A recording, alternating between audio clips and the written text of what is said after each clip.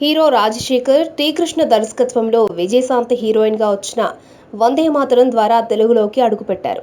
ఆ తర్వాత కొన్ని చిత్రాలు సరిగ్గా ఆడకపోయినా కూడా కోడి రామకృష్ణ, ముత్యాల సుబ్బయ్య వంటి దర్శకులు, ఎంఎస్ రెడ్డి, పోకూరి బాబురావు వంటి నిర్మాత సాయంతో పెద్ద స్టార్గా ఎదిగాడు. ఆయన కోడి రామకృష్ణ దర్శకత్వంలో చేసిన తలంబ్రాలు, ఆహుతి, అంకుశం, ఆగ్రహం అన్నీ ఆయన్ను పవర్ఫుల్ హీరోగా, యాంగ్రీ యంగ్మెన్గా నిలిపాయి. ఆ తర్వాత రౌడీయిజం నశించాలి, అన్న, మగాడు ఇలా ఆయన కెరియర్ అప్రతిహతంగా సాగింది. అదే సమయంలో ఆయన రాఘవేంద్రరావు దర్శకత్వంలో నటించిన అల్లరి ప్రియుడు, గోరింటాకు, మా ఆయన బంగారం, మమతల కోవిల, అక్క మొగుడు, శేషు వంటి చిత్రాలలో రొమాంటిక్ హీరోగా, ఫ్యామిలీ హీరోగా కూడా గుర్తింపు తెచ్చుకున్నాడు. ఇలాంటి సమయంలో ఆయన చిరంజీవిపై కోపం పెంచుకున్నాడు. తాను తీసుకున్న తమిళ రమణ రైట్స్ని తన పలుకుబడితో చిరంజీవి తీసుకుని ఠాగూర్గా భారీ విజయం సాధించడంతో ఆయన రగిలిపోయాడు.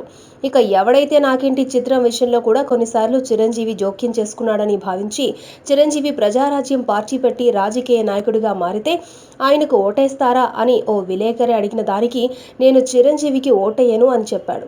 దాంతో రాజశేఖర్ మీద చిరంజీవి అభిమానులు దాడి చేశారు అనేది వార్తల్లో కూడా వచ్చింది. నిజానికి ఆ దాడి ఎవరు చేశారో తెలియకపోయినా అందరూ చిరంజీవికి చెందిన మెగా అభిమానులే అలా చేశారని పత్రికల్లో, మీడియాల్లో ప్రముఖంగా వచ్చింది. ఆ వెంటనే చిరంజీవి స్వయంగా ఆయన ఇంటికెళ్లి యోగక్షేమాలు అడిగి సారీ చెప్పి వచ్చారు. కానీ రాజశేఖర్ దంపతులకు చిరంజీవిపై ఇప్పటికీ కోపం పోలేదు. రాజశేఖర్ రెడ్డి ముఖ్యమంత్రిగా ఉన్నప్పుడు ఆయన వారిని కాంగ్రెస్లోకి ఆహ్వానించారు. అంతలోనే వైఎస్ చనిపోయాడు. ఆ తర్వాత ఈ జంట జగన్ నేతృత్వంలోని వైసీపీలో చేరింది. అక్కడ కూడా వారు ఇమడలేకపోయారు. ఇక ఎన్టీఆర్ మరణించిన తర్వాత వారు కొంతకాలం ఆయన రెండో భార్య లక్ష్మీ పార్వతికి కూడా సపోర్ట్ చేశారు. ఇక వైసీపీ నుంచి బీజేపీలోకి వచ్చారు. ఇక తాజాగా కూడా దాసరి వర్ధంతి సభకు చిరంజీవి మాట్లాడి వెళ్లిన తర్వాతే ఈ దంపతులు లోపలికొచ్చారు. ఇక రాజశేఖర్కి ప్రతి ఒక్కరితోనూ గొడవలే ఉన్నాయి.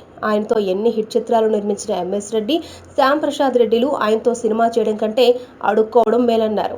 ఆయనతో బాలీవుడ్ బాజీగర్, వేటగాడుగా రీమేక్ చేసిన తమ్మారెడ్డి భరద్వాజ కూడా సినిమా ఫ్లాప్ అయినందుకు కాదు, కానీ ఈ షూటింగ్లో రాజశేఖర్ బిహేవియర్ని పబ్లిక్గానే తప్పుపట్టాడు. ఇక దర్శకుడు ముత్యాల సుబ్బయ్యతో కూడా ఆయనకు విరోధమే. ఇక తనతో ఎవ్వరూ చిత్రాలు చేయడానికి ముందుకు రాని సందర్భంలో ఆయనే తన కూతుర్లకు శివాని, శివాత్మికల పేర్లతో ఓ బ్యానర్ స్థాపించి జీవిత, సముద్ర వంటి వారితో చిత్రాలు చేశారు. ఈ మధ్య కాలంలో ఆయనకు గోరింటాకు, ఎవడైతే నాకంటే తప్ప ఏ చిత్రం కనీసం పర్వాలేదని కూడా అనిపించలేదు. ఇక ఆయన ఇప్పుడు తన పెద్ద కుమార్తె శివానిని హీరోయిన్గా ఇంట్రడ్యూస్ చేస్తున్నాడు. తాము ఏ అమ్మాయి మీద చేయి వేసి సరసమాడినా పర్వాలేదు, కానీ తమ కూతుర్లు, భార్యలు మాత్రం పతివ్రతలుగా ఉండాలనే తప్పుడు ఆలోచన తెలుగులో ఉంది అని ఆయన చెప్పాడు.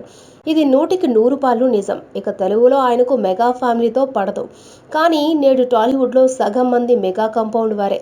ఇక అందరు దర్శక నిర్మాతలతోనూ ఆయనకు సంబంధాలు సరిగా లేవు. దాంతో తన కూతురు తెలుగులో రాణించలేదని తెలుసుకుని తన మాతృభాష అయిన తమిళంలో ఇంట్రడ్యూస్ చేయడానికి సన్నాహాలు చేస్తున్నాడు. తమ మాతృభాష తమిళమని, తన కూతురు కూడా అక్కడే పుట్టిందని చెబుతున్నాడు. తెలుగులో కంటే తమిళంలోనే నటించే అవకాశాలుండే పాత్రలు హీరోయిన్లకు ఎక్కువగా ఉంటాయని సెలవిచ్చాడు. మరోవైపు ఆయన కుమార్తె శివాని కూడా 4 ఆకులు ఎక్కువే చదివింది. తనకు కోలీవుడ్ అంటే భలే ఇష్టమని, సీడీల్లో, కేబుల్లో, యూట్యూబ్లో తమిళ చిత్రాలు, పాటలు వింటూ ఎంజాయ్ చేస్తానని చెప్పింది. ధనుష్ అంటే తనకు పిచ్చి అభిమానమని, విశాల్ మ్యాన్లీగా ఉంటాడని, విజయ్ సేతుపతి మంచి ఎమోషనల్ చిత్రాలు చేస్తారంటూ వారికి బిస్కెట్లు వేస్తోంది. మొత్తానికి తెలుగులో మాత్రం రాజశేఖర్ దంపతులకు ఉన్న వివాదాలే ఆమె కూతురి కెరియర్కు అడ్డంగా ఉన్నాయని చెప్పొచ్చు. దీంతో ఈ ఫ్యామిలీ కోలీవుడ్పై దృష్టి సారిస్తోంది.